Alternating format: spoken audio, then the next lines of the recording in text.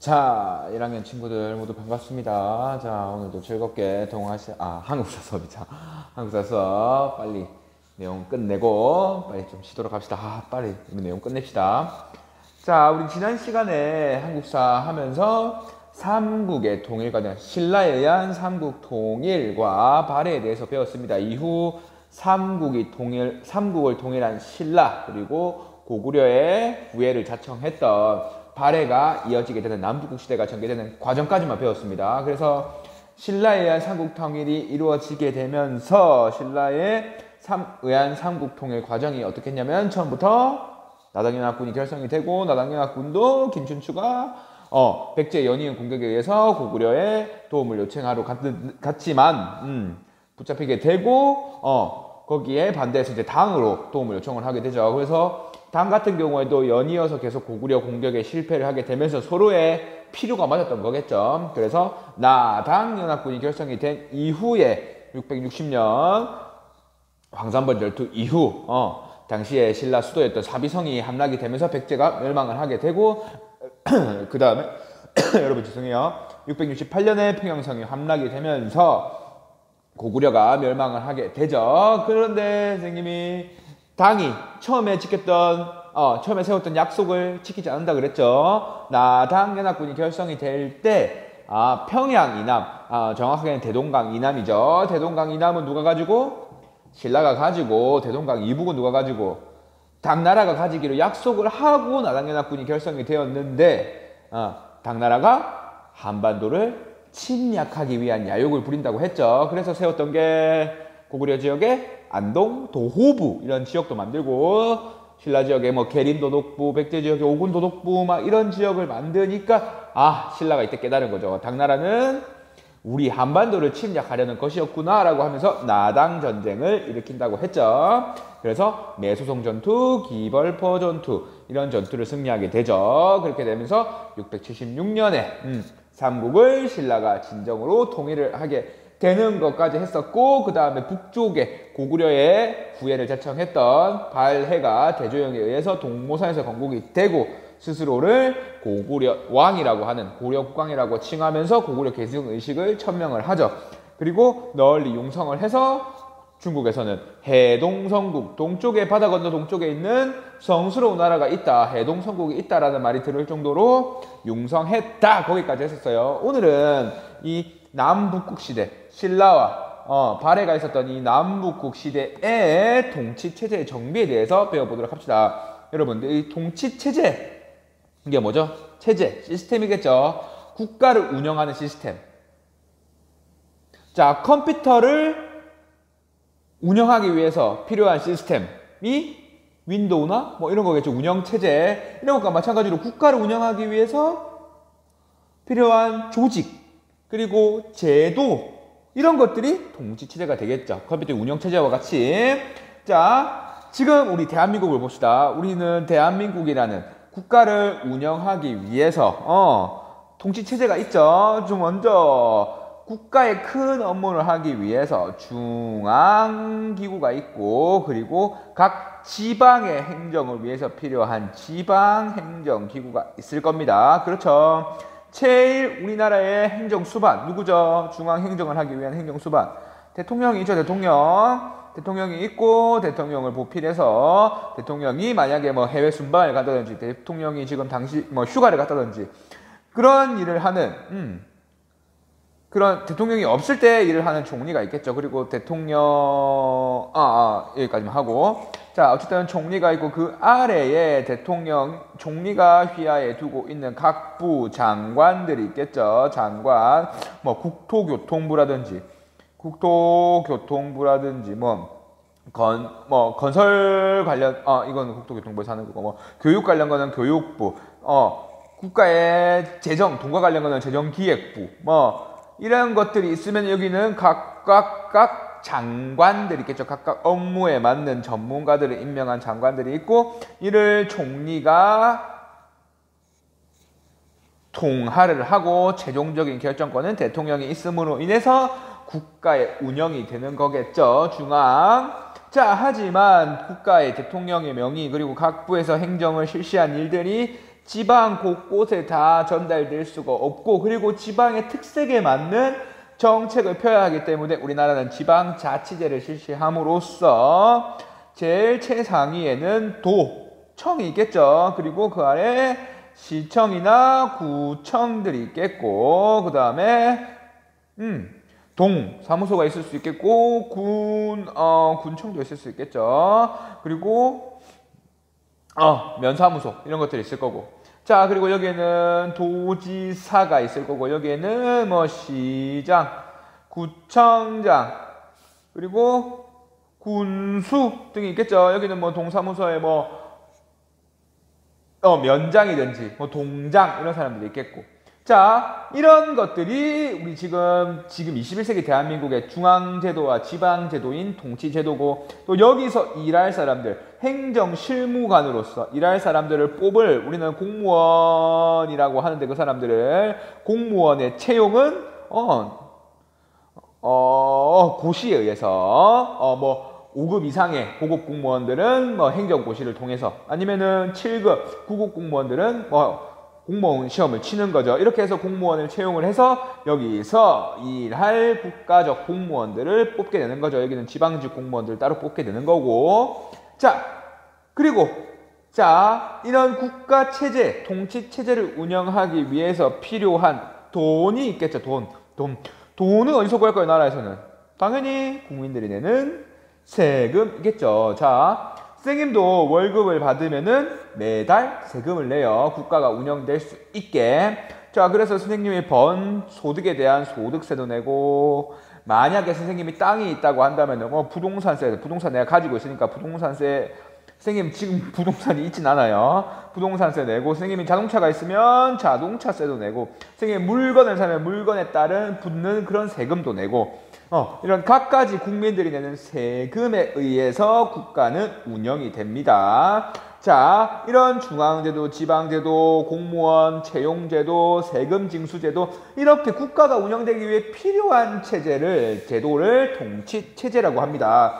자, 오늘은 이 남북과 북극, 신라와 발해 시기에 이 국가가 운영되기 위해 필요한 체제가 뭐 있는지 한번 봅시다. 선생님 이거 빨리 지우고 가도록 하겠습니다. 먼저 우리 남북 중에서 신라를 보도록 하겠습니다. 신라 같은 경우에는 아까와 같이 중앙제도로서 중앙 수도 경주 금성에는 최고 행정기구로서, 최고 중앙기구로서 집사부가 있었어요. 집사부. 여기에서 진골 귀족들이 관리로서 여기서 최고 행정을 하게 되는 거죠. 그리고 우리의 지금 서울대학교와 마찬가지로 나라에서 세운 국립 최고 교육기관 국학이라는 게 있겠죠. 그래서 여기서 나온 사람들, 국학은 유교 가르치는 거니까 유교를 배운 사람들을, 여기 나온 사람들을 관리로 또 채용을 하게 되면서 유교적 관리를 양성을 하게 되는 거죠. 최고 행정기구로서 집사부 있고 국학 있고,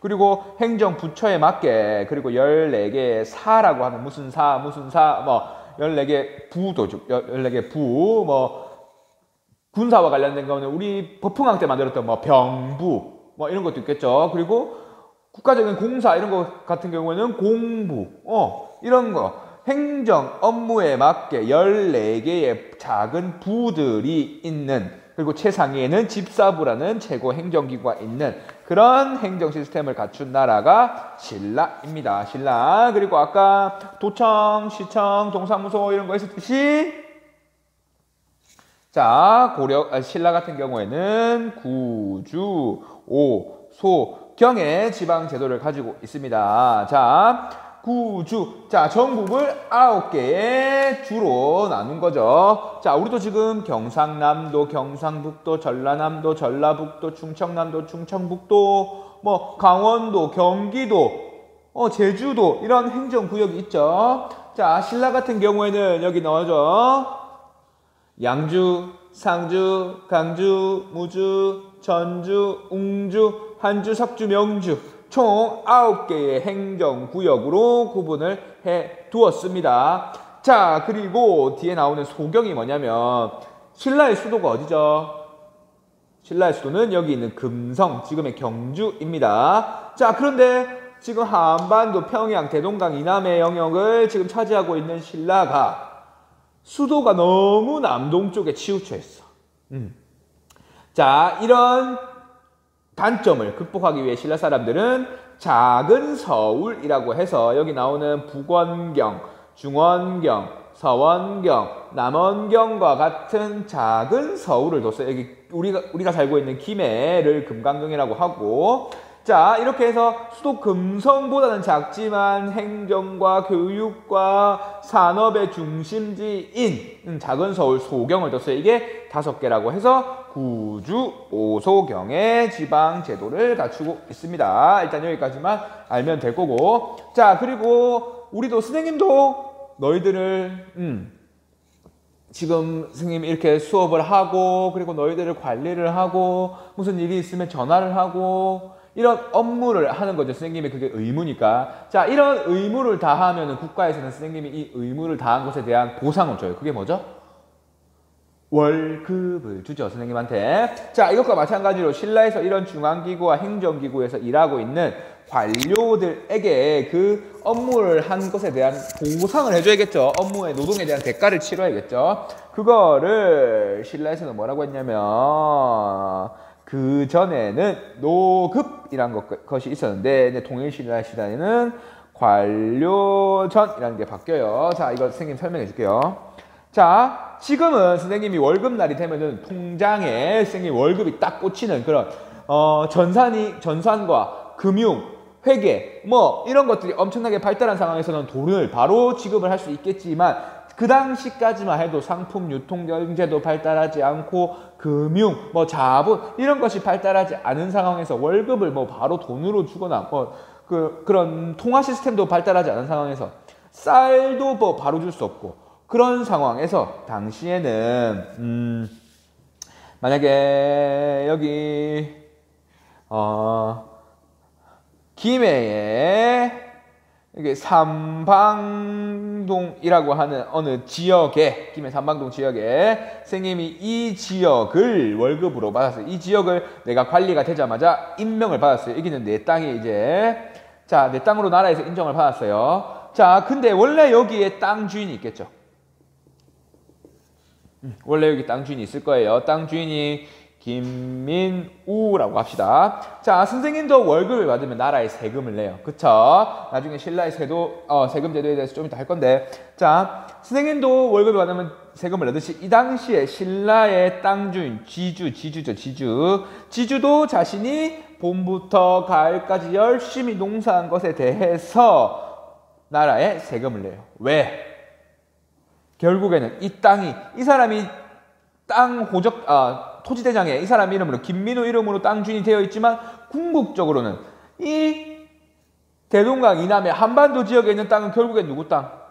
신라 왕 땅이니까. 신라 왕의 땅이니까 신라의 왕의 땅을 빌려 사는 사람이라는 생각에 하에서 땅 주인 김민우는 여기서 1년 동안 열심히 농사지어서 나라에 세금을 바칩니다. 세금. 생산량의 한 10분의 1 정도를 세금을 바쳐요. 만약에 뭐 100가마를 만들었으면은 10가마 정도는 나라에 세금을 바치죠. 자, 그런데 당시는 아직까지는 그런 유통경제가 발달하지 못하고 세금 제도가 아직 발달하지 못했기 때문에 나라에서 이걸 다 걷어서 관료들에게 이게 월급으로 지급하는 거는 좀 당시에는 너무 힘들었다고 생각을 했나 봐요. 그래서 그 당시에는 어떻게 줬냐면, 야, 땅 주인이 만약에 땅 주인이 아니라 관료 김윤호라고 합시다. 김윤호. 야, 김윤호, 니 이번에 관료가 됐으니까 여기 삼방동에 있는 땅, 여기서 나오는 세금 이제 국가에서 안 걷을 거야. 니가 다 걷어가. 그 대신 이걸로 월급으로 삼아. 라고 하는 거죠.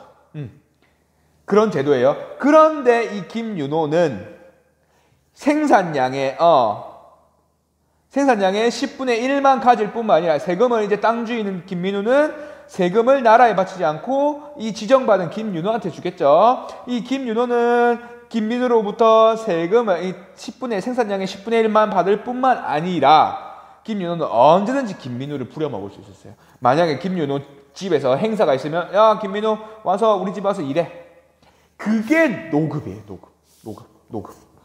이거는 세금뿐만 아니라 노동력도 김민우의 노동력, 김민우로부터 세금을 거둘 수 있을 뿐만 아니라 김민우의 노동력도 착취할 수 있는 게 노급이에요. 자, 그렇죠. 그런데 남북국시대 이거 노급이 지급될 시기까지만 해도 아직 삼국은 통일하기 전이었어요. 자, 그런데 이 노급을 없애고 삼국의 신라를 통일한 신라삼국 통일한 김춘추 아들이 이름이 김춘추 아들 김춘추 태종무열왕의 아들이 선생님 지금 갑자기 기억이 안 나네요. 김춘추 아들 그 능 있고 경주에 수중릉 해상릉 있는 문무왕. 자, 문무왕이 삼국을 통일을 하고 이제부터는 본격적으로 왕권 강화를 위해 노력을 하고, 자, 그리고 문무왕의 아들이었던 신문왕이 그 왕권 강화에 최정점을 달리게 되는데, 신문왕이 왕권을 강화하기 위해서 누구의 힘을 줄여야 돼? 귀족들, 관료의 힘을 줄여야겠죠. 근데 귀족들, 관료들이 이 노급을 가지고 있겠죠. 왜? 관료로서 나라에서 일을 하고 그거에 따라서 노급을 땅을 지급을 받은 거니까. 자, 그러면 왕권, 얘들 귀족들 관료의 힘을 뺏기 위해서는 어쨌든 근데 일을 했으니까 월급은 줘야 되겠고, 근데 만약에 걔들이 반란을 일으킬 때 이 김민우를 이용할 수 있겠죠. 노동력을 수치를 할 수 있다면. 그래서 관료전이란 걸 신문왕이 직업을 해요. 이제부터는 누구과 똑같아. 똑같이 김민우는 김윤호한테 세금을 바쳐. 그 대신 이제부터 김민우는 김윤호 집에서 일할 필요 없어. 노동력 바칠 필요 없어. 무조건 세금만 내. 무슨 말인지 알겠죠? 귀족 관료의 힘을 뺏기 위해서 이제는 세금과 노동력을 모두 징수하던 노급을 배제를 하고 이제는 세금 징수만 가능한 관료전을 신라시대 때 신문왕 때 지급을 하게 됩니다. 알겠죠? 그거 다 귀족 관료의 힘을 뺏기 위해서였어요. 왕권을 강화하기 위해서. 자, 어쨌든 관료전을 지급하면서 국민들에게 세금도 걷고 관료들에게 봉급도 지급을 하게 되는 거죠. 여기까지 수치 권한만 있었던 관료전까지 했었어요. 자, 이제 발해 볼까요? 발해. 자, 발해 같은 경우에는 자, 아까 신라는 집사부, 최고 행정관하고 집사부 있고, 그리고 업무 담당 기구로서 14개의 부가 있다고 했었죠. 발해 같은 경우에는 중앙에 삼성 육부라고 하는 기구를 두었는데, 삼성 육부 한번 볼까요? 이거는 당나라의 제도를 받아들인 거거든요. 자, 당나라의 제도를 받아들여서 여기 정당성, 선조성, 중대성의 중요 부서 3개를 두고 그 아래 업무를 담당하는 6개의 부를 뒀어요. 충인, 지예신, 임금에 대한 충성, 어질 인자, 의리 의자, 알지자, 예의 예자, 믿을 신자, 이런 유교적 덕목을 갖춘, 이름을 지은 이런 6부를 두고 업무를 실시를 했죠. 자, 이 가로에 있는 거는 중국 당나라의 똑같은 관청인데 이름만 다른 거예요. 자, 당나라의 것을 받아들이지만 발해 같은 경우에는 상서성을 정당성으로, 당나라의 문화성을 선조성으로, 당나라의 중서성을 중대성으로, 이호의 병형공을 중인, 지혜신으로 이렇게 바꿔가지고 사용을 했었어요. 자, 여러분. 자, 어쨌든 이렇게 중앙기구로서 삼성육부, 발해의 수도였던 상경성에 이렇게 삼성육부를 두고, 그리고 최고 교육기관으로서 주자감을 둡니다. 신라에는 국학, 발해에는 주자감. 그리고 지방 같은 경우에는 신라에는 구주 오서경으로 지방을 나누고 행정을 했다면, 지방 같은 경우는 발해는 오경, 작은 서울 5개를 두고, 그리고 전국을 15개 부로 나눈 다음에 그걸 다시 62개의 주로 나누었다고 보면 돼요. 자, 오경은 5개의 상경성, 중경성 이렇게 경을 5개를 뒀던 거고, 오소경처럼 15부 62주는 경상남도 김해시 이렇게 보면 돼요. 이걸 도라고 보면 되고 이걸 시라고 보면 되는 거예요. 그래서 15개의 부로 나누고 62개의 주로 나눈 지방제도를 펴서 여기에 지방관을 파견을 해서 왕의 명령을 전달을 하고 행정을 했던 거겠죠.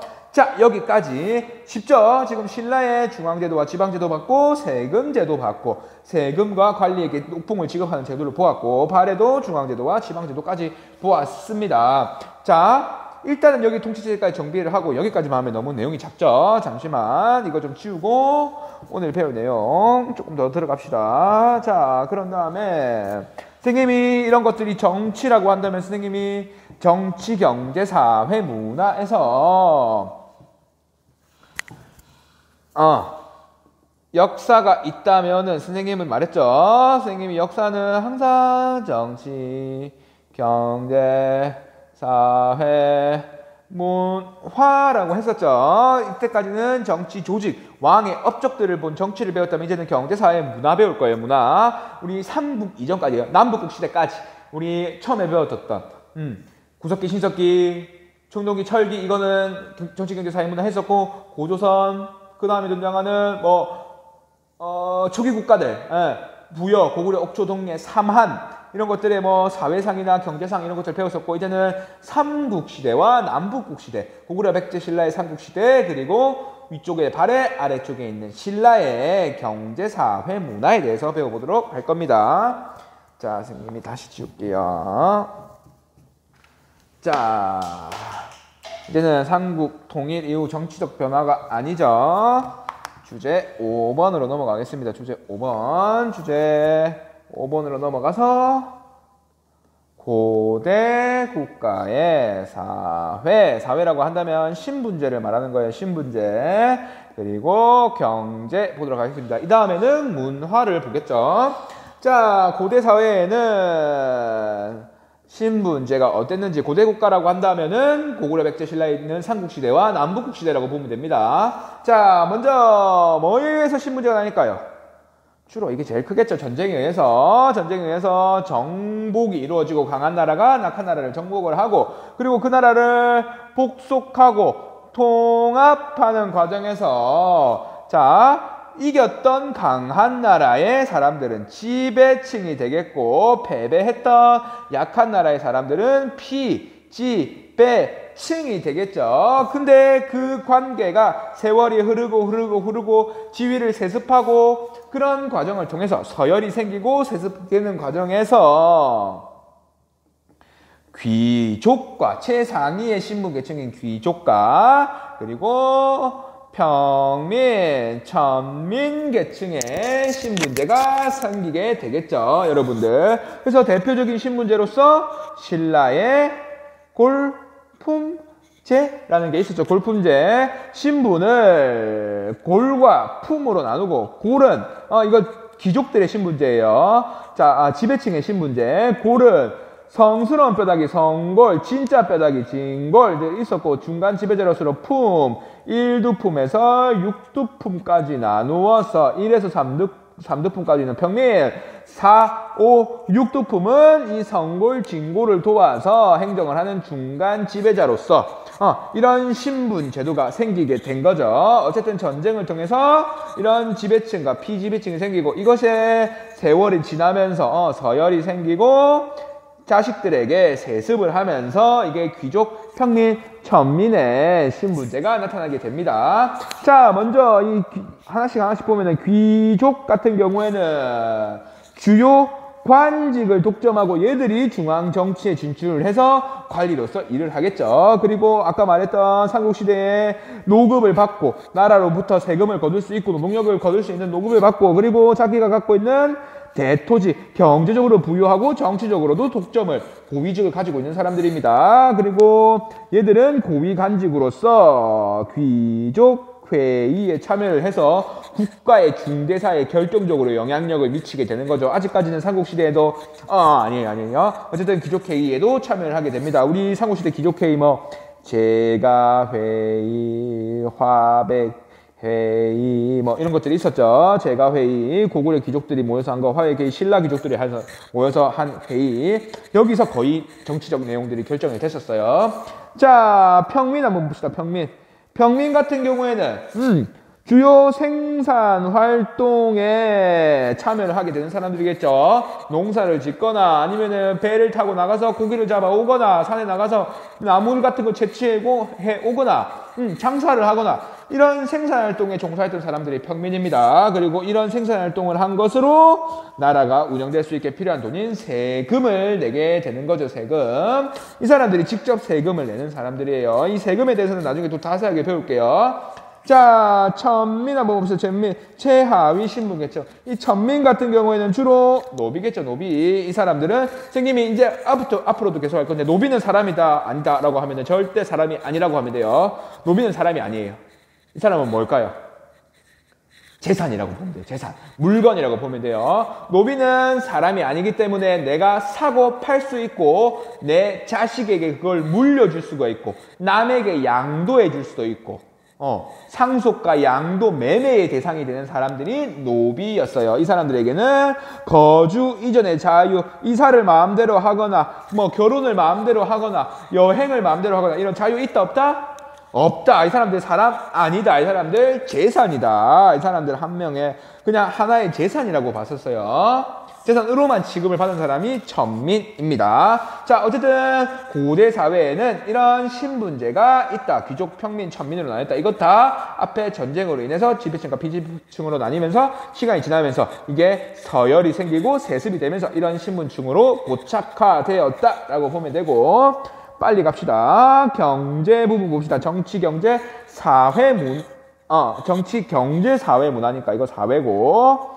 자, 당시까지만 해도 아직까지 농업이 상업이 발달하고 뭐 수공업, 뭘 만드는 수공업이 발달하지 않았기 때문에 아직까지는 주요 산업이 바로 농업입니다. 국가 세금도 주로 농업에서 들어오는 상황에서 국민들이 먹고 살기에 제일 중요한 농업을 장려하는 것은 국가의 가장 큰 업무였어요. 가장 중요한 임무였고, 그래서 국가에서는 농업 장려책을 피는데 농업을 진흥하기 위해서 어떤 수를 내어까를 엄청나게 고민을 하는데, 그래서 국가에서는 철제, 농기구, 철로 된 농기구, 철로 된 보습, 뭐 이런 것들, 땅을 가를 때나 소를 끄는 쟁기라든가 이런 걸 다 철로 만들어서 이런 거를 국민들에게 보급을 합니다. 왜?